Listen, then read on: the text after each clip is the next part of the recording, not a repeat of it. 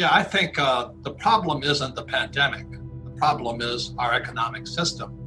And as most of you guys know, on September 17th, 2019, there was a crash in the repo market of the shadow banking system. And then voila, COVID appears in December of 2019. So I was always a little suspicious of it. I'm not saying it's not real, but it was a little too convenient. Something's fishy, and that was kind of my suspicious mindset. Well, I don't want to get hard, but happy days are here again, because I hate to say this, but gold, silver, and Bitcoin are investments of disaster. If everything was perfect, you don't need gold, silver, and Bitcoin. So I've been collecting silver since I was in 1964, when I found out that silver tinge upon my little dimes and nickels, and then dimes and quarters. And I started buying gold in 1972. My first coin was in 1972 was in Hong Kong. I bought a Kruger in.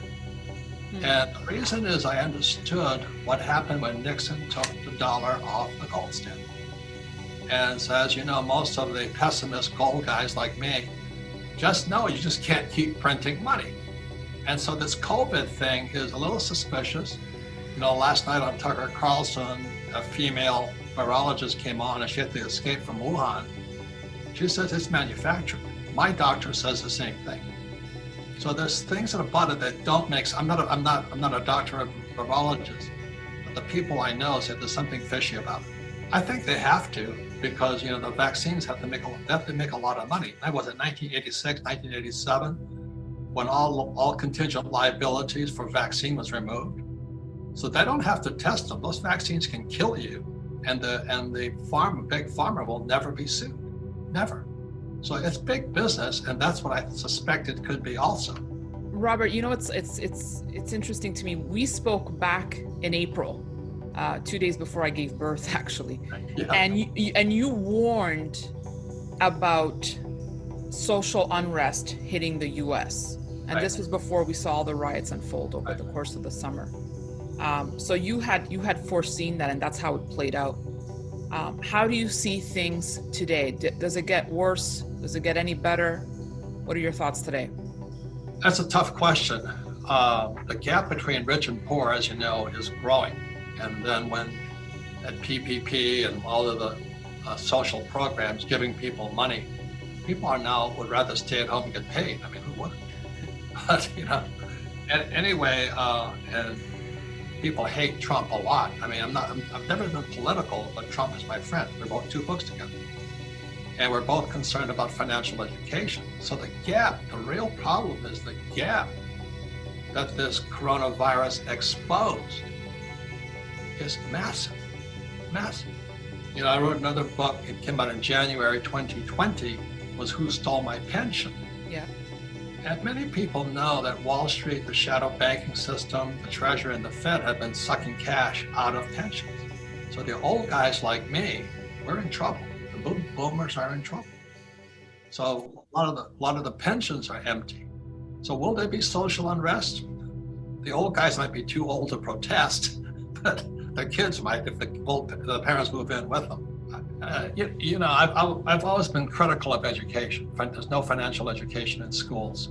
That's why Trump and I got together. We're not politicians, but we're both capitalists, and we want to teach people who want to be capitalists about money. And my poor dad, who was a good guy, school administrator, PhD from Stanford, Northwestern, and University of Chicago, they're hardcore socialists. And so I fought in Vietnam twice. And I came back, I got spat on, eggs thrown at me, and all this stuff. And I know a lot of those hippies became school teachers. So that's what they're teaching their kids. So I'm tenuous around education and school teachers, because they have a tremendous influence on young people. Well, I don't know if you know this, but that CDC, they just said it's okay not to pay your rent.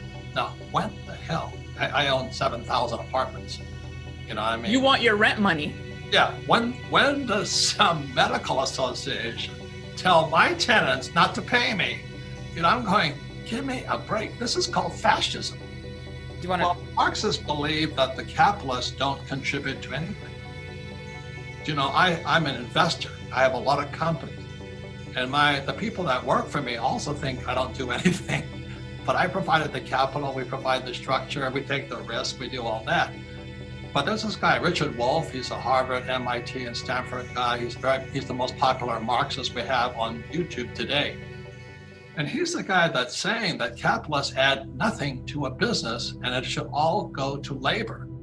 So if there's a $1 million profit, then the labor should take the money, not the shareholders and not the capitalists.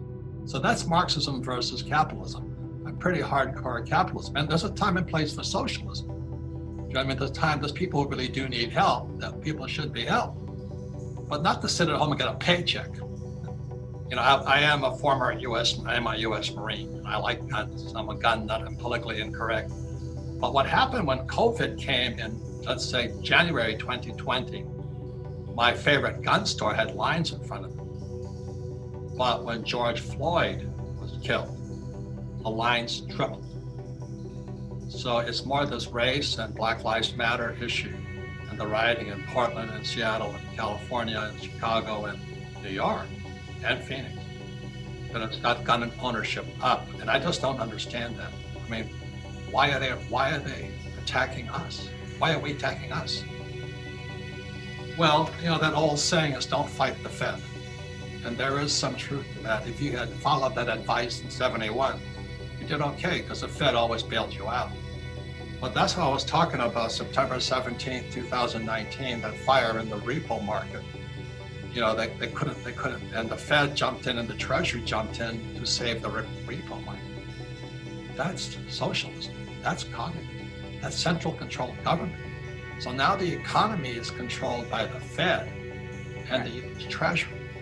Free market is gone. It's a Fed-fueled party, basically. Correct. And what happened is separated the price of a stock from the fundamentals of a stock. And so, as you know, many of the CEOs were just borrowing money off their corporations, like let's say Ford, and making them they went from AAA to BBB junk bond status. It was AT&T and these companies. I would say so. More than gold is that he's out of bank stocks. And again, it goes back to September 17, 2019. When the Fed and the Treasury entered the repo market, we became a centrally controlled economy. That's communism. So it looks like Buffett is saying the banks aren't going to make it. Because, you know, what happens every single time is when the Fed and the Treasury take over, they don't need commercial banks. They want to go straight from the Treasury to the people, which is PPP, Universal Basic Income, UBI, and MMT. So the Fed is now becoming the banker for the people also. That's centrally controlled economy.